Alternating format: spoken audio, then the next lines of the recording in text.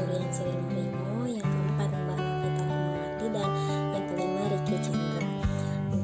Pada topik satu ini ya, topik yang dibahas adalah tentang kebutuhan belajar pada jenis-jenis anak berkebutuhan khusus.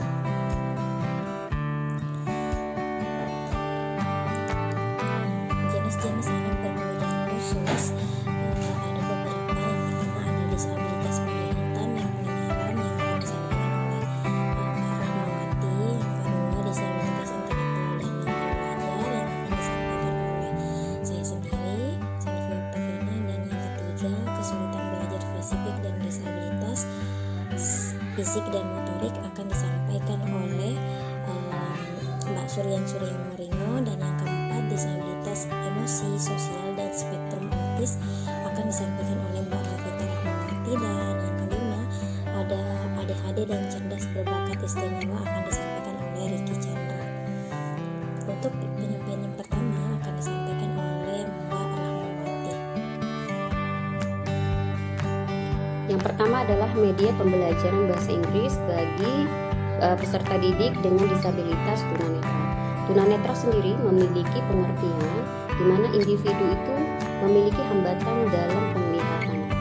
Tunanetra itu dapat kita klasifikasikan dalam dua golongan. Yang pertama adalah buta total atau blind, kemudian adalah low vision. Nah, media pembelajaran bagi penderita disabilitas tunanetra ini adalah yang pertama berbasis manusia. Kemudian karena penderita tunanetra ini tidak mampu menggunakan panca inderanya, maka dia akan memaksimalkan indera-indera yang lain seperti peraba dan pendengarannya. Nah, selanjutnya adalah media berbasis cetak. Jadi di sini dia menggunakan indera perabanya, yaitu dengan buku-buku braille, kemudian lembaran-lembaran lepas braille. Selanjutnya adalah dengan media berbasis faktual atau bagan timbul, kemudian grafik timbul, peta, miniatur, dan benda tiruan. Selanjutnya adalah dengan media berbasis audio, di mana penderita atau disabilitas tunanetra ini memaksimalkan panca pendengarannya atau indera pendengarannya, yaitu dengan mendengar rekaman radio, kaset, ataupun tape. Kemudian media berbasis komputer atau program JAWS, di mana JAWS ini memiliki pengertian yaitu Job Access with Speech, di mana aplikasi ini bisa kita akses atau bisa diakses oleh penderita disabilitas tunanetra, di mana mereka bisa memberi instruksi berupa suara ke aplikasi tertentu sehingga mereka mampu melakukan pembelajaran. Selanjutnya dengan media berbasis benda asli dan lingkungan. Nah, penderita disabilitas ini bisa kita ajak ke lingkungan untuk mengenal lingkungan-lingkungan di sekitarnya dengan kita memperkenalkan benda-benda yang ada di sekitar. Yang kedua adalah media pembelajaran pada peserta didik dengan disabilitas tunarungu atau disabilitas pendengaran. Disabilitas tunarungu sendiri memiliki pengertian bahwa individu yang memiliki hambatan dalam pendengaran yang bersifat permanen ataupun tidak permanen.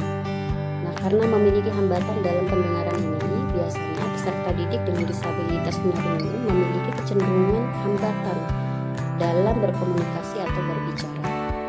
Nah, untuk menangani hal ini, dalam pembelajaran bahasa Inggris, maka menggunakan media pembelajaran seperti media stimulasi visual, kemudian cermin artikulasi.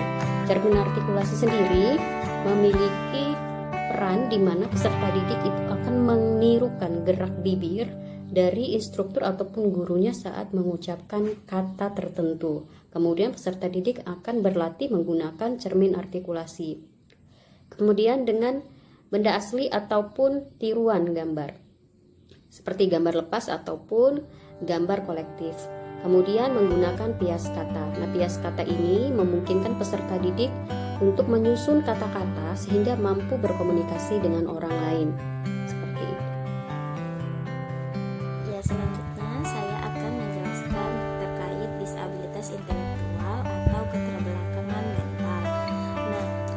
Ciri-ciri dari disabilitas intelektual ini atau keterbelakangan mental adalah bisa dilihat dari kemampuan intelektualnya di bawah rata-rata dengan menunjukkan disabilitas fungsi kecerdasan secara umum, berbeda dengan usia kronologisnya. Kemudian yang bisa kita lihat di sini adalah ciri-cirinya tingkat IQ disabilitas keterbelakangan mental, yaitu ketika dia masuk yang ringan maka 50 sampai 27 IQ-nya. Kemudian yang sedang IQ-nya 30 sampai dengan 50, sedangkan yang disabilitas intelektual dengan kategori berat 30 ke bawah ya. Kemudian keterlambatan yang bisa kita lihat dari perkembangannya yaitu keterlambatan duduk, merangkak, berjalan dan sebagainya. Kemudian keterlambatan dan kesulitan dalam berbicara. Kemudian lambat keterampilan dasar seperti mandi, memakai baju sendiri dan mengancing baju. Kemudian sulit memahami perilaku dan konsekuensinya. Kemudian juga memiliki ciri yaitu tantrum yang meledak-ledak dan sulit menerima rangsangan dari lingkungan sekitar. Nah, itu adalah ciri-ciri dari disabilitas intelektual atau keterbelakangan mental. Nah, bagaimana dengan kita menghadapi kebutuhan belajar jenis ABK disabilitas intelektual ini? Maka ada beberapa cara yang bisa kita gunakan dalam metode pembelajaran bahasa Inggris di kelas. Yang pertama yaitu metode PROMS. Metode PROMS ini adalah memberikan bantuan kepada anak secara langsung, anak berkebutuhan khusus, berupa informasi penjelas atau tambahan guna menghasilkan respon yang benar. Kemudian jadi dalam metode PROMS ini kita membantu aktivitas di dalam kelas anak berkebutuhan khusus tersebut dengan instruksi yang benar. Dalam metode PROMS kita mengenal ada 3 jenis metode PROMS. Yang pertama ada verbal PROMS, yang kedua ada gestural PROMS, dan yang ketiga ada psychal PROMS. Nah, verbal PROMS dalam pembelajaran bahasa Inggris kita bisa menggunakan instruksi lisan, misalnya pada pelajaran procedural text, how to make something. Jadi kita menjelaskan berdasarkan instruksi lisan. Yang pertama kita harus memasukkan air untuk direbus, yang kedua dan selanjutnya. Itu contoh yang bisa kita lakukan di dalam kelas. Kemudian gestural forms itu instruksi yang bersifat gestur, yaitu membuat makanan atau kerajinan tangan sederhana di dalam kelas. Jadi ketika kita dalam pembelajaran bahasa Inggris yang peserta didiknya anak berkebutuhan khusus, kita bisa menggunakan gerak tubuh kita untuk mempraktekkan atau mempelajari sesuatu. Kemudian yang ketiga psychal forms. Psychal forms itu membantu dalam aktivitas yang dilakukan. Jadi secara langsung kita sebagai guru membantu anak berkebutuhan khusus disabilitas intelektual ini untuk melakukan aktivitasnya, membimbingnya secara langsung di kelas. Yang selanjutnya, selain metode PROMS dalam pembelajaran bahasa Inggris untuk disabilitas intelektual, kita bisa menggunakan pendekatan leksikal. Apa itu pendekatan leksikal? Pendekatan leksikal itu adalah kegiatan dalam metode pembelajarannya dilakukan dengan belajar sebuah kata atau kalimat sebagai konteks penuh atau sebaliknya melalui potongan-potongan leksikal atau potongan-potongan kosakata. Nah, di sini kita bisa lihat gambarnya di samping ya, seperti menggunakan comic strip dalam bahasa Inggris. Maka comic stripnya untuk anak berkebutuhan khusus yaitu dengan comic strip yang secara sederhana yang bisa dilihat secara gambar dan memenuhi kebutuhan visualnya. Kemudian dari segi kata-katanya juga kosakatanya yang sederhana dan mudah dipahami bagi anak berkebutuhan khusus tersebut. Untuk anak berkebutuhan khusus lainnya selanjutnya yaitu lamban belajar. Nah, jadi ABK ini tentunya kita bisa melihat banyak yang terjadi di dalam kelas kita pun dalam sekolah-sekolah umum kita bisa menemukan anak-anak yang termasuk ABK lamban belajar. Nah, ciri-ciri dari ABK yang lamban belajar ini yang pertama yaitu pencapaian akademik tertinggal di bawah rekan-rekan seumurnya. Kemudian yang kedua itu rentan konsentrasi yang pendek. Kemudian yang ketiga, kemampuan berimajinasi dan berpikir kreatif yang terbatas dibanding teman-teman sebayanya. Kemudian yang keempat, lambat dalam memberikan respon ketika kita memberikan instruksi ataupun materi pelajaran tertentu. Selanjutnya, kemampuan mengingat yang terbatas, kemampuan untuk berpikir abstrak, melakukan evaluasi dan menentukan konsekuensi yang juga terbatas. Kemudian kemampuan pengelolaan diri dan adaptasi lingkungan terbatas. Kemudian kemampuan untuk menyampaikan gagasan, menyampaikan kondisi yang abstrak, mengalami kesulitan. Nah, itu adalah ciri-ciri anak yang berkebutuhan khusus dengan kategori lamban belajar. Nah, kemudian atau yang disebut dengan slow learner. Nah, untuk slow learner ini kita bisa melihat IQ-nya pada anak tersebut adalah sekitar 80-90. Kemudian kecerdasan normal, sebenarnya anak berkebutuhan khusus ini memiliki kecerdasan, namun kecerdasan tersebut terhitung lambat dibanding anak-anak di usianya, sehingga tidak mampu mencapai prestasi pada bidang tertentu. Kebutuhan belajar lamban belajar pada mata pelajaran bahasa Inggris bisa kita lakukan dengan metode ceramah. Metode ceramah ini bisa memberikan tuntunan dan bimbingan kepada anak berkebutuhan khusus tersebut. Kemudian metode yang kedua kita bisa gunakan metode drilling, yaitu pelaporan kosakata secara bertahap dan memberikan latihan secara terus-menerus. Kemudian pendekatan emosional, yaitu berani mengungkapkan pendapat. Nah, salah satu contoh aktivitas yang bisa dilakukan dalam kelas yaitu menganalisis secara berkelompok. Jadi menyusun puzzle kosakata Inggris dengan kosakata sangat sederhana dan ada di lingkungan anak berkebutuhan khusus tersebut.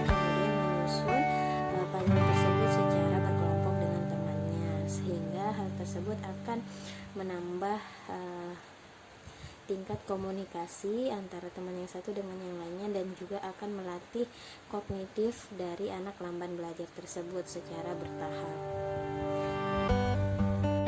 Baik, pada kesempatan ini saya akan memaparkan tentang hal-hal yang perlu diperhatikan oleh seorang guru dalam memfasilitasi kebutuhan belajar seorang anak dengan kebutuhan belajar spesifik. Seorang guru boleh membantu dengan menggunakan pulpen atau pensil berwarna agar tulisan lebih terlihat. Kemudian, tandai dengan stabilo kata-kata penting dalam satu kalimat atau paragraf yang panjang. Kemudian, hindari menggunakan kalimat yang terlalu panjang. Jika ada buku teks yang memiliki paragraf panjang, ringkaskan menjadi pokok bahasan dalam format bullet atau urutan 1, 2, 3.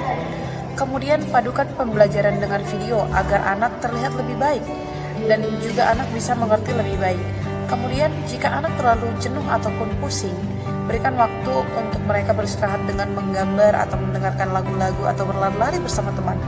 Kemudian yang terakhir adalah anak dengan ciri kesulitan belajar spesifik suka eksplorasi. Artinya anak tersebut perlu kita berikan satu topik yang mereka sukai. Kemudian kita biarkan anak tersebut melakukan riset sesuka hati mengenai topik tersebut. Kemudian tentu perlunya adanya penekanan diharapkan dapat membuat anak mampu menyimpulkan sendiri pola hubungan antara huruf dan bunyinya setelah melakukan eksplorasi tersebut. Kemudian yang berikutnya, anak dengan ciri kesulitan belajar spesifik bisa kita bantu dengan memberikan perhatian khusus pada anak dalam pengembangan intelektual dan akademik anak. Kemudian memberikan motivasi agar anak menerima dirinya serta mengembangkan emosi yang ada pada dirinya. Yang berikutnya yaitu adalah menuntun anak akan pemahaman aspek sosial. Artinya perlunya interaksi sosial antara anak tersebut dengan lingkungan sekitarnya atau bahkan pun dengan orang lain. Kemudian yang berikutnya adalah memberikan penguatan moral dan spiritual dan mengajari anak untuk meningkatkan ekspresi diri. Kemudian membantu anak dalam perkembangan fisik. Kemudian kita masuk kepada modifikasi materi. Sebagai contoh, ketika materi yang akan diajarkan adalah mata pelajaran bahasa Inggris, maka modifikasi materi yang bisa kita lakukan yaitu dengan cara pengaturan materi pembelajaran. Di sana, misalnya kita temukan materi human body. Nah, kita perlu memisahkan gambar dengan bacaan pada halaman berbeda. Kemudian implikasinya stimulus pada materi pelajaran bahasa Inggris akan membantu anak memahami materi tersebut. Misalnya mengurangi gambar ilustrasi, mengatur kembali posisi gambar, tabel, diagram, dan bahan bacaan pada buku. Kemudian kita boleh menggunakan model pembelajaran langsung atau direct instruction ditandai dengan fokus pada guru. Pengarahan dan harapan yang jelas dan eksplisit, serta pemantauan dan evaluasi dilakukan secara rutin. Dan tentunya itu akan menggunakan label verbal sehingga stimulus dan pengulangan secara verbal materi yang telah diajarkan bisa tercapai dengan baik. Kemudian yang perlu kita lakukan untuk mendukung keefektifan belajar seorang anak dengan kebutuhan belajar spesifik yang berikutnya yaitu adalah dengan modifikasi lingkungan. Contohnya dinding dan langit-langit yang kedap suara, kemudian pemasangan karpet di jendela, kemudian jendela ditutup dengan kain atau kaca baru, kemudian lemari dan rak buku ditata sehingga isinya nggak nampak, kemudian tidak ada dekorasi pada papan tulis atau majalah dinding kecuali pada saat-saat tertentu. Kemudian disediakan meja tulis yang tertutup di depan dan di sampingnya sehingga anak dapat bekerja sendiri tanpa gangguan. Kegiatan sehari-hari berjalan secara rutin dengan hanya sedikit variasi. Tetapkan apa yang diharapkan pada anak dan jelaskan hal itu. Menentukan waktu atau memberikan hadiah ataupun hukuman. Dengan jenis-jenis modifikasi lingkungan tersebut, harapannya seorang anak akan dapat fokus dan efektif dalam proses pembelajarannya sebab lingkungan telah disesuaikan dengan suasana ataupun kebutuhan belajar seorang anak.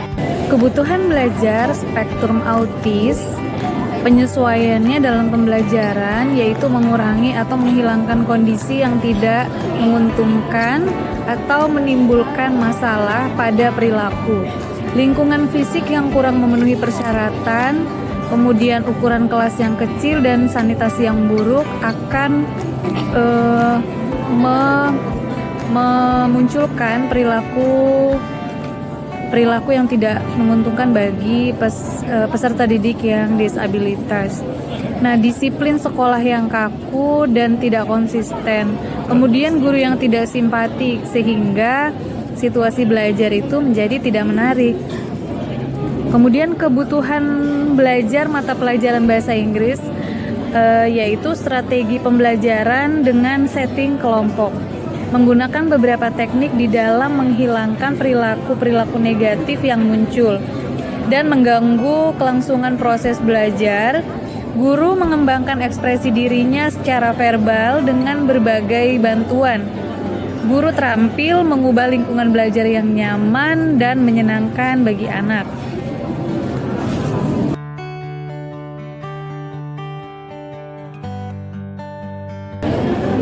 Media yang digunakan dalam praktik pembelajaran bagi disabilitas emosi sosial dan spektrum autis adalah media visual, contohnya Lego dan puzzle. Kemudian gambar benda atau buah, media audiovisual, laptop. Kemudian strateginya yaitu duduk berhadapan dengan siswa agar siswa bisa lebih fokus. Kemudian melakukan ice breaking di sela-sela pembelajaran. Kemudian melatih motorik kasar dengan Lego dan instruksi dalam bahasa Inggris. Menonton video terkait materi, duduk di samping siswa ketika menjelaskan atau siswa bertanya. Kemudian menunjukkan gambar yang dilihat di video dan menyebutkan kata benda dalam bahasa Inggris.